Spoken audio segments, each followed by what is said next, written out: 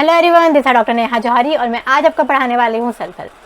तो वीडियो को एंड तक जरूर देखिएगा क्योंकि वीडियो के एंड में मैं आपको बताऊंगी कि यूनिवर्सिटी में किस टाइप से क्वेश्चन आते हैं और हमें किस तरीके से लिखकर आना होता है। हम स्टार्ट करते हैं आज का video which is on sulphur. तो जो सल्फर जो रेमेडी है वो एक ड्रग पिक्चर है, मतलब एक कॉन्स्टिट्यूशनल रेमेडी है और उसमें से एक ड्रग पिक्चर आती है। मैं ड्रग पिक्चर मतलब 10 मार्क्स से क्वेश्चन लिखने को आएगा।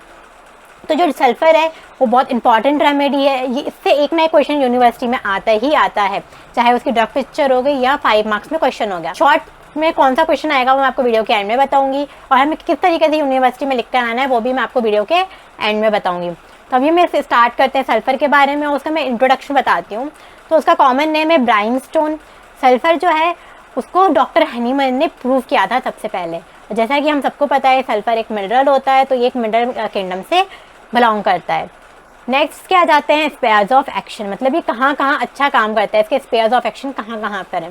तो ये nervous system, portal system, blood, mucous membrane, specially हमारे eyes, bronchi, urethra and rectum पे बहुत अच्छा वर्क करता है। इसके साथ साथ इसका सबसे अच्छा वर्क जो है वो स्किन के ऊपर है। मोस्ट प्रोबेबली जो हमारी सल्फर रेमेडी है वो हम स्किन अफेक्शंस के लिए ज़्यादातर इसको यूज़ करते हैं। इसका जीआईटी पे भी बहुत अच्छा वर्क है, जीआईटी रिलेटेड इश्यूज़ में भी इसको हम बहुत अच्छा रिजल्ट इसमें हमें मिलता है। तो जब भी हमारे पास मतलब एग्ज़ाम के पॉइंट ऑफ व्यू से तो इम्पॉर्टेंट है ही सल्फर, एग्ज़ाम में तो पूछा ही जाती है। बट इसके साथ साथ जब हम क्लिनिकल प्रैक्टिस करेंगे, जब हम क्लिनिक्स पे बैठेंगे, तो जो सल्फर है बहुत कॉमन रेमेडी है जो हम बहुत फ्रिक्वेंटली लोगों को प्रिस्क्राइब करते हैं। वो भी ज़्यादातर कहाँ हमारे प्रिस्क्रिप्शन में आएगी, हमारे ज़्यादातर स्किन डिसऑर्डर्स में ज़्यादातर यूज़ आती है। नेक्स्ट आता है कॉन्स्टिट्यूशन। तो इसका कॉन्स्टिट्यूशन इसके में आता है सबसे पहले फिजिकल मेकअप। फिजिकल मेकअप में आता है सबसे पहले इसकी पर्सनालिटी। तो उसकी ओवरऑल पर्सनालिटी कैसी होती है, स्पेशली सूटेड टू लीन, मतलब एकदम पतला दुबला दिखेगा सल्फर का पेशेंट। स्टूप्ड शोल्डर होंगे। स्टूप्ड शोल्डर से मतलब है, मैं दिखाती हूँ आपको किस तरीके के होंगे स्टूप्ड शोल्डर। इस टाइप का शोल्डर होंगे। ये नॉर्मल पोस्चर है और ये है हमारा स्टूप्ड शोल्डर, मतलब बूढ़े आदमी की तरह थोड़ा सा अपना कंधा जो है नीचे की तरफ झुका के और एकदम रिलैक्स्ड पोजीशन में बूढ़ों की तरह चलेगा, तो उसको हम कहते हैं स्टूप्ड शोल्डर। जो हमारा सल्फर का पेशेंट होता है वो एकदम ऐसे स्टूप्ड रहता है, स्टूप्ड शोल्डर रहते हैं उसके, एकदम अपने कंधों को झुका के चलता है। तो पतला दुबला होगा, स्टूप्ड शोल्डर होंगे। Who walk and sit stooping, मतलब चलेगा भी एकदम बूढ़ों की तरह अपने कंधों को झुका के और बैठेगा भी तो बिल्कुल उसी तरीके से। Walking stooping like a old man, मतलब बिल्कुल बूढ़े आदमी की तरह। नेक्स्ट कैसा होगा, ये डर्टी फिल्दी होगा, मतलब बहुत ज़्यादा गंदा संदा रहेगा, नहाएगा धोएगा नहीं, बहुत बहुत दिन हो जाएंगे। सल्फर का पेशेंट क्या होता है, नहाता नहीं है, बहुत ज़्यादा गंदा रहता है। प्रोन टू स्किन अफेक्शन, इसलिए क्या है वो स्किन अफेक्शन के लिए प्रोन होता है। मोस्ट फ्रिक्वेंटली उसको स्किन रिलेटेड प्रॉब्लम्स होते हैं। This type of people having redness of all external orifices, जितने भी एक्सटर्नल ऑरिफाइज होते हैं वो कैसे होते हैं, रेड होंगे। जैसे नॉस्ट्रिल्स हो गए या नोज के आसपास का जो एरिया होगा वो उसका रेड दिखाई देगा। लिप्स जो है वो उनके रेड हो गए। एनस के आसपास का जो एरिया है वो रेड दिखाई देगा। फिर नेक्स्ट हो जाता है इसका टेम्परामेंट। तो जो हमारा सल्फर होता है उसका नर्वस टेम्परामेंट रहता है। थर्मल्स जो है वो हॉट रहते हैं। मियाज़म जो है वो किंग ऑफ एंटीसोरिक रेमेडी है। तो इस साल हम 50 रेमेडीज़ पढ़ने वाले हैं। उस 50 रेमेडीज़ में से सल्फर ही एक ऐसी रेमेडी है जो किंग ऑफ एंटीसोरिक है। उसके अलावा कोई भी मेडिसिन जो है वो किंग ऑफ एंटीसोरिक नहीं है। तो यहाँ से आप इसका मियाज़म इजीली याद रख सकते हैं। या वाइवा में आपसे एग्जामिनर पूछे कि किंग ऑफ एंटीसोरिक रेमेडी कौन सी है, तो आप बता सकते हैं कि सल्फर जो है वो किंग ऑफ एंटीसोरिक रेमेडी है। उसके बाद के डायथीसिस आ जाते हैं। डायथीसिस का मतलब होता है टेंडेंसी टूवर्ड्स द डिसीज। तो डायथीसिस का होता है स्क्लेरोफ्लस, मतलब ग्लैंडुलर अफेक्शंस होंगे। ग्लैंड रिलेटेड डिसीजेस के लिए जो सल्फर का पेशेंट है वो बहुत ज़्यादा प्रोन होगा। फिर नेक्स्ट आता है हमारा गाइडिंग सिम्टम्स। गाइडिंग सिम्टम्स में क्या है, सबसे पहले कंप्लेंट्स आर कंटिन्यूसली रिलैप्सिंग, मतलब जो उसकी दिक्कतें हैं, जो उसको प्रॉब्लम्स हो रही हैं वो बार बार उसको रिपीट होकर आएंगी। जैसे उसको कुछ दिनों पहले अगर डायरिया हो जाएगा तो क्या होगा, वापस कुछ दिनों बाद फिर होगा, फिर कुछ दिनों बाद फिर होगा। तो उसकी जो भी दिक्कत है, जो भी परेशानियां हैं वो कुछ कुछ दिनों बाद वापस आती रहेंगी। तो complaints are continuously relapsing. Next, standing is the most uncomfortable position for sulphur. Sulphur के पेशेंट के लिए जो स्टैंडिंग पोजीशन है वो बहुत ज़्यादा अनकंफर्टेबल होती है। सल्फर का पेशेंट बहुत देर तक सीधा खड़ा नहीं रह सकता, उसको बहुत ज़्यादा दिक्कतें होती है, उसको अच्छा ही नहीं लगता सीधा खड़ा रहना। They can not remain standing, वो लंबे समय तक खड़ा नहीं रह सकता। Throughout the hot patient yet persistent to refuse to taking a bath. जो हमारा सल्फ़र का पेशेंट है, जैसा मैंने आपके इसको थर्मल्स बताया इसके कि वो हॉट होते हैं, सल्फ़र का पेशेंट बहुत हॉट होता है, उसके बाद भी उसको नहाना धोना बिल्कुल पसंद नहीं होता, वो नहाता धोता नहीं है। नेक्स्ट आ जाता है burning anywhere and everywhere on the body is the great symptom of the sulphur. तो सल्फ़र के अंदर बर्निंग बहुत ज़्यादा देखने को मिलती है, हर चीज़ में उसको बर्निंग होती है, मतलब पूरी बॉडी पे ये धम्बा वो बोलते रहेगा मुझे जलन हो रही है, मुझे बर्निंग हो रही है। तो बर्निंग जो है anywhere and everywhere of the body is the great characteristic symptom of the sulphur. अब ये जो सल्फ़र है, it is correct to say that, मतलब ये बिल्कुल सही कहा गया है कि burning is for sulphur and sulphur is for burning. Burning जो है सल्फ़र के लिए बनी है और जो सल्फ़र है वो बर्निंग के लिए बना है। ये हमारे एसके दुबई के अंदर लिखा हुआ है, ये एक लाइन दी हुई है। नेक्स्ट, इसमें बर्निंग किस टाइप की होती है, उसके हाथों में, पैरों में, वर्टेक्स में, आईज़ में, नोज़ में, माउथ में, स्टमक में, हर जगह जहाँ पर मतलब हर जगह एक्सटर्नली इसमें बर्निंग देखने को मिलती है, ऑल ओवर दी स्किन के ऊपर, in the parts on which he lies. मतलब जो सल्फ़र है, सल्फ़र के अंदर बहुत ज़्यादा परसिस्टेंट बर्निंग देखने को मिलेगी, ये उसका कैरेक्टरिस्टिक सिम्टम हो गया।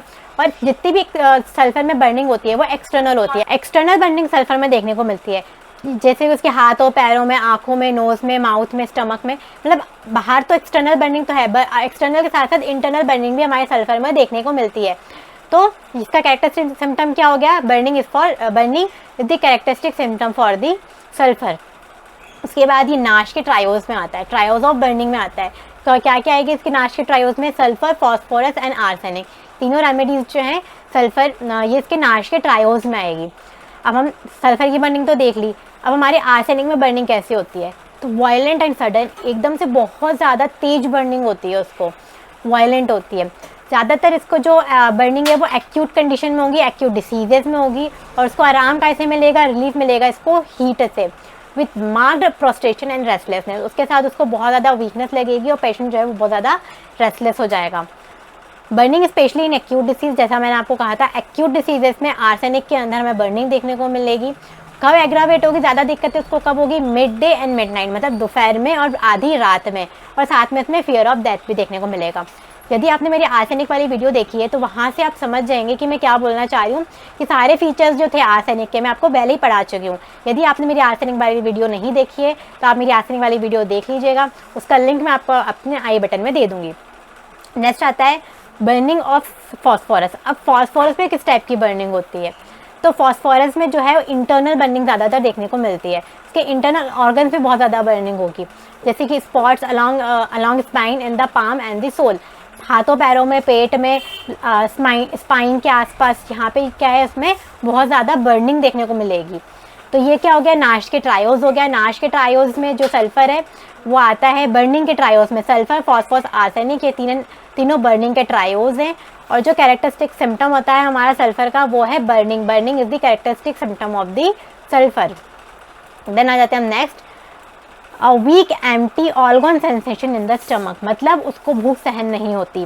सल्फ़र का पेशेंट किसी भी कंडीशन में भूखा नहीं रह सकता, उसको भूख सहन नहीं हो सकती, इसलिए यहाँ पे लिखा गया है a weak empty organ sensation in the stomach especially in the morning, morning के टाइम पे वो बिल्कुल भी भूखा नहीं रह सकता।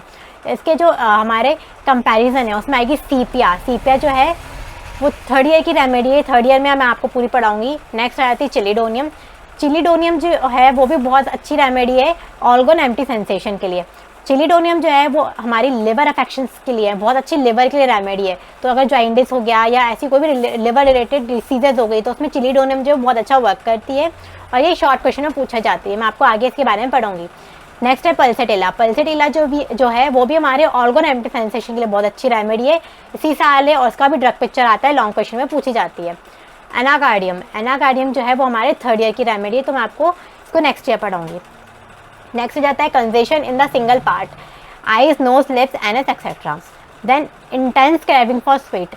यहाँ पे अब 3 टर्म्स और आ जाएंगे। यहाँ पे खाने पीने की बात करें तो वहाँ पे desire, craving and aversion. Desire मतलब उसको इच्छा होती है, मन होता है खाने का। क्रेविंग मतलब उसको बहुत ज़्यादा इच्छा होती है, उसको खाना है मतलब खाना ही है, चाहिए मतलब चाहिए, वो हो गया क्रेविंग। अवर्जन मतलब उसको नापसंद है, उसको अच्छा नहीं लगता। तो इंटेंस क्रेविंग टाइप की होती है, उसको सबसे ज़्यादा डिज़ायर्स किस चीज़ों की होती है, स्वीट की होती है, उसको मीठा खाना बहुत पसंद है, उसको क्रेविंग रहती है मीठा खाने की। एसिड, एसिड से मतलब ये नहीं है कि वो एसिड पिएगा, यहाँ पे एसिड का मतलब ये है कि उसको खट्टा खाने की बहुत इच्छा होती है, जैसे पिकल्स वगैरह हो गए। देन आता है अल्कोहल, बियर, विस्की, इन सब की इसको क्या होती है, क्रेविंग होती है। फिर आ जाता है नेक्स्ट एवर्जन, उसको क्या चीज़ पसंद नहीं है, मिल्क, मिल्क उसको बिल्कुल अच्छा नहीं लगता, मीट और बिजनेस। नेक्स्ट जाते हैं डिस्चार्जेस पे। तो हमारा सल्फर में किस टाइप के डिस्चार्जेस होते हैं वो मैं आपको बताती हूँ। सल्फर में सारे डिस्चार्जेस जो है वो बहुत ज़्यादा एक्रीड होते हैं, मतलब ज्वलनशील होते हैं। जो भी डिस्चार्जेस आएगा उससे बहुत ज़्यादा बर्निंग होगी पेशेंट को, क्योंकि बर्निंग तो है कैरेक्टरिस्टिक फीचर, तो वह होनी है। नेक्स्ट ऑफेंसिव, बहुत ज़्यादा बदबूदार होता है, क्योंकि सल्फर का पेशेंट क्या है, बहुत बहुत दिनों तक नहाता नहीं है, उसको नहाना पसंद नहीं है, तो ऑफेंसिवनेस तो आएगी इसे। तो जितने भी डिस्चार्जेस होते हैं, जैसे लकोरिया मतलब वाइट डिस्चार्ज हो गया, नेजल डिस्चार्ज हो गया, वो कैसा होगा, बहुत ज़्यादा एक्रीड होगा और उसके साथ साथ ऑफेंसिव होगा। देन आते हैं एग्रावेशन पे। उसको दिक्कत कैसे होती है, हीट से, क्योंकि हॉट पेशेंट है तो उसको हीट से दिक्कत होगी। तो aggravation by heat is the another keynote of sulphur. तो सल्फर का कीनोट है ये एग्रावेशन ऑफ हीट। हीट से एग्रावेशन जो है सल्फर का कीनोट हो गया, स्पेशली कब, वार्मथ और बैड से। अब जो एकोनाइट का कैरेक्टरिस्टिक सिम्टम था वो था burning. Burning is the characteristic symptom of the sulphur and aggravation by heat is the keynote symptom of the sulphur. 2 point बहुत इंपॉर्टेंट है जो हमको याद रखने ही रखने हैं। नेक्स्ट हम आ जाते हैं सल्फर के माइंड पे। सल्फर का माइंड कैसा होता है, तो सल्फर का जो पेशेंट है वो बहुत ज़्यादा सेल्फिश होता है। वो इतना सेल्फिश होता है कि उसको दूसरों की दिक्कतों से, प्रॉब्लम से बिल्कुल कोई मतलब ही नहीं होता। वो अपने आप को राजा समझता है, किंग समझता है। वो एक पेपर का क्राउन बनाता है, अपने सर पे पहनता है और सोचता है कि वो राजा है, कहीं का किंग है। उसकी माइंड में बहुत ज़्यादा वीकनेस होती है, इतनी ज़्यादा वीकनेस होती है कि जब वो बात करता है तो वो भूल जाता है उसको कहाँ कब कौन से शब्द यूज़ नहीं करने, कैसे शब्द यूज़ नहीं करने। उसके बाद उसमें लीडर क्वालिटी बहुत अच्छी होती है। जो हमारा सल्फर का पेशेंट होता है वो बहुत एक्सट्रोवर्ट होता है, उसमें अंदर लीडर क्वालिटी होती है, क्योंकि वो अपने आप को राजा समझ रहा है। तो राजा के अंदर लीडर की क्वालिटी तो होती है ना, इसलिए सल्फर के अंदर लीडरशिप देखने को आपको बहुत अच्छी मिलेगी। तो the patient wear a paper crown thinking he is his majesty the king. Paper का एक क्राउन बनाएगा, ताज बनाएगा, पहनेगा और सोचेगा कि वो बहुत ज़्यादा मतलब कहीं का राजा है वो। Great weakness of mind, mind में बहुत ज़्यादा वीकनेस होती है, कन्फ्यूज़न होती है, can not find the proper word during conversation. जब भी वो बात करता है तो उस दौरान वो सही वर्ड फाइंड आउट नहीं कर सकता कि उसको क्या बोलना है, कब, कहाँ, कैसे बोलना है, क्या बोलना है, क्या नहीं बोलना है। ही इज़ वेरी सेल्फिश, बहुत मतलबी होता है, दूसरों की दिक्कतों से, प्रॉब्लम से कोई मतलब नहीं होता, and has no regards for the others. फिर क्या होता है, feeling, there is feeling of movement in the abdomen. उसके पेट में ऐसा लगता है कुछ घूम रहा है, कुछ है, इसको ऐसा लगता है उसके पेट में बच्चा है, एज ऑफ अ चाइल्ड। तो इस टाइप की फीलिंग जो है, इस टाइप की मतलब एक तरीके का डिल्यूजन हो गया। डिल्यूजन मतलब होता है false perception in spite of reality, मतलब उसको ऐसा लगता है बट ऐसा कुछ होता नहीं है, वो हो गया डिल्यूजन। तो ये सबसे ज़्यादा, और हमें कौन कौन सी रेमेडी में देखने मिलता है, प्रॉक्यूलस के अंदर और थूजा के अंदर। थूजा जो है वो भी इस साल में आने वाली रेमेडी है, 50 रेमेडीज में से एक है ये भी। इसका भी 10 मार्क्स में आती है, एक ड्रग पिक्चर पूछी जाती है, तो ये भी बहुत इंपॉर्टेंट रेमेडी है। फिर नेक्स्ट हो जाता है रैग्ड फिलॉसफर। हेरिंग ने सल्फर को रैग्ड फिलॉसफर कहा था, क्यों, क्योंकि उसको मतलब ही नहीं होता दुनिया से, अपनी ही दुनिया में मस्त रहने वाला इंसान है सल्फर। कई कई दिनों तक नहाता धोता नहीं है, गंदा संदा रहता है, बाल लंबे लंबे हो रहे हैं, कटवा ही नहीं रहा, बस दिन और रात अपने काम में बिजी रहता है, दूसरों से उसको कोई मतलब ही नहीं है, बहुत ऑफेंसिव इसमें स्मेल आती है, गंदा संदा रहता है। इसलिए इसको हमारे जो हेरिंग थे उन्होंने सल्फर को रैग्ड फिलॉसफर कहा था। इवन रैग सीम्स ब्यूटीफुल, उसको लग रहा है कि जो हूँ जैसा हूँ, जो मैंने पहन रखा है, चीथड़े भी अगर मैंने पहन रखे हैं, मतलब कपड़ों के फटे हुए कपड़े, यहाँ से फट रहा है, वहाँ से फट रहा है, गंदा संदा हो रहा है, बदबू आ रही है, कैसा भी घूम रहा है, फिर भी उसको ऐसा लग रहा है कि नहीं मैं तो बहुत अच्छा लग रहा हूँ, मैं तो बहुत सुंदर हूँ। When the patient takes a fancy for it, everything seems full of beauty. उसमें हर चीज़ में उसको सुंदरता ही दिखाई देती है, भले हमें नहीं दिख रही हो, पर सल्फर का जो पेशेंट है उसको तो दिखाई देगी। He dress take a fancy for it. Then आ जाता है हैप्पी ड्रीम्स। सल्फर का पेशेंट क्योंकि बहुत ज़्यादा मतलबी है, सेल्फिश है, उसको दूसरों से कोई लेना देना नहीं, दूसरों की प्रॉब्लम से, दिक्कतों से कोई मतलब ही नहीं है, तो कैसा होगा, खुश मिजाज होगा, क्योंकि वो खुद को, तो पहली चीज़ वो खुद को राजा समझ रहा है, किंग समझ रहा है, ऊपर से वो सेल्फिश भी है, बहुत ज़्यादा मतलबी, दूसरों से उसको मतलब ही नहीं है, तो खुश तो रहने वाला इंसान हुआ ना, तो खुश रहता है, बहुत ज़्यादा हैप्पी रहता है। सुबह उठेगा तो गाना गुनगुनाएगा, रात में सोते सोते गाना गुनगुनाता रहता है। तो happy dreams wakes him up singing at night. Element from, उसको दिक्कत किन चीज़ों से होती है, अल्कोहल से, सप्रेशन ऑफ स्किन डिसीजेज। अगर उसकी स्किन डिसीजेज सप्रेस हो जाती हैं तो उसकी वजह से उसको दिक्कतें होती हैं। सन हीट, उसको सन स्ट्रोक होता है, सन जो सूरज की किरणें हैं वो उसको बर्दाश्त नहीं होती, और ओवर एक्सर्शन, ज़्यादा काम कर लेता है तो उसकी वजह से भी उसको दिक्कतें होने लगती हैं। नेक्स्ट जाता है इसके मॉडलिटीज़। मॉडलिटीज़ में 2 पॉइंट आते हैं, एग्रावेशन एंड एम्लियोरेशन। एग्रावेशन का मतलब होता है जिन चीज़ों से उसकी दिक्कतें जो हैं, परेशानियाँ जो बढ़ जाती हैं, उनको हम एग्रावेशन बोलते हैं। तो सल्फ़र का पेशेंट जो है उसे खड़े रहना पसंद नहीं है, तो स्टैंडिंग, उसको खड़े रहने से एग्रावेशन होता है। रेस्ट करने से एग्रावेशन, वार्मथ ऑफ बेड से एग्रावेशन होता है। Washing, bathing from alcohol, stimulants and changeable weather, इन सब चीज़ों से क्या होता है, सल्फ़र को एग्रावेशन होता है। नेक्स्ट आ जाता है एम्लियोरेशन। आराम कैसे मिलता है, ड्राई वेदर से, ड्राई वार्म वेदर से, lying on the right side पे। अब क्योंकि हमने पढ़ा था जो हमारा सल्फ़र है वो हॉट पेशेंट है, हॉट पेशेंट है तो मतलब बहुत सी चीज़ें ऐसी हैं, हॉट पेशेंट है लेकिन उसको गर्म चीज़ों से ही एम्लियोरेशन भी मिलता है, मतलब गर्म चीज़ों से एग्रावेशन होता है। तो हम यहाँ पे एग्रावेशन में ऐड कर सकते हैं कि उसको वार्म से एग्रावेशन है, गर्म चीज़ों से, गर्म हॉट एप्लीकेशन से, हॉट ड्रिंक से, हॉट फूड से, इन सब से क्या है, एग्रावेशन है। तो हम यहाँ पे ऐड ऑन करके लिख सकते हैं। एम्लियोरेशन में हम क्या लिख सकते हैं, उसको ठंडी चीज़ों से आराम मिलेगा, क्योंकि हॉट पेशेंट है तो ठंडी चीज़ों से उसको आराम मिलेगा। तो ये होगा इसके सारे मॉडलिटीज़, जनरल मॉडलिटीज़। अब क्योंकि वीडियो बहुत ज़्यादा लंबी हो रही थी तो मैं इसके पर्टिकुलर्स जो है इसमें नहीं पढ़ा रही हूँ, और जितना ज़्यादा अगर एक साथ पढ़ोगे तो आपको बहुत ज़्यादा कन्फ्यूजन हो जाएगा। तो इतना पहले पढ़ लेना है, इतना पहले समझ लेना है, थीम समझ लेनी है सल्फ़र की क्या है, उसके बाद मैं इसके आपको सारे पर्टिकुलर्स पढ़ाऊँगी। अब आता है यूनिवर्सिटी में किस टाइप से क्वेश्चन आते हैं। क्योंकि सल्फ़र जो है लॉन्ग मार्क्स का क्वेश्चन है, लॉन्ग क्वेश्चन है, तो यहाँ से इसकी ड्रग पिक्चर लिखने को आती है, मतलब इसका पूरा सब कुछ लिखना है हमें। एक इंट्रोडक्शन लिखना है, स्पेयर्स ऑफ एक्शन लिखने, कॉन्स्टिट्यूशन लिखना है, इसके पूरे कॉन्स्टिट्यूशन के बाद हमें इसका पूरा गाइडिंग सिम्टम्स लिखने हैं। गाइडिंग में कम से कम 6 से 7 पॉइंट तो आपको लिखने ही पड़ेंगे। इसके बाद इसमें आ जाते हैं इसके माइंड भी सल्फ़र का जो है बहुत ज़्यादा इंपॉर्टेंट है, और इसके मॉडलिटीज़ जो है बहुत इंपॉर्टेंट है। अब ये जो मॉडलिटीज़ हैं ये आपको अच्छे से पढ़ लेनी है, क्योंकि मॉडलिटीज़ जो है हमसे हो सकता है 5 मार्क्स में भी पूछ लें, क्योंकि सल्फ़र की मॉडलिटीज़ 5 मार्क्स में भी पूछी जाती है और 2 मार्क्स में भी पूछी जाती है। तो मॉडलिटीज़ से 5 मार्क्स का क्वेश्चन और 2 मार्क्स का क्वेश्चन दोनों बनता है। यदि आप पूरी सल्फ़र की ड्रग पिक्चर पढ़ लेते हैं, तो अगर आपने 10 मार्क्स के लिए क्वेश्चन को तैयार कर लिया तो 5 और 2 मार्क्स के क्वेश्चन तो आप ऑटोमेटिकली कर ही लेंगे, उसमें आपको दिक्कत ही नहीं आएगी। नेक्स्ट हो जाता है इसका माइंड। इसका माइंड भी आपको 5 मार्क्स में पूछा जा सकता है। गाइडिंग सिम्टम 5 मार्क्स में आ सकती है, क्योंकि सल्फ़र बहुत ज़्यादा इंपॉर्टेंट रेमेडी है। कॉन्स्टिट्यूशन इसका 5 मार्क्स में पूछा जाता है। तो ये सारी चीज़ें जो हो गई, एग्जामिनर जो है एग्जाम में किस टाइप से क्वेश्चन आते हैं, जिस तरीके से मैंने आपको पढ़ाया, जिस पॉइंट से पढ़ा है उसी तरीके से आप लिख के आइएगा तो आपको अच्छे मार्क्स मिलेंगे। यदि आपको वीडियो पसंद आई हो तो लाइक करें, सब्सक्राइब करें। Thank you.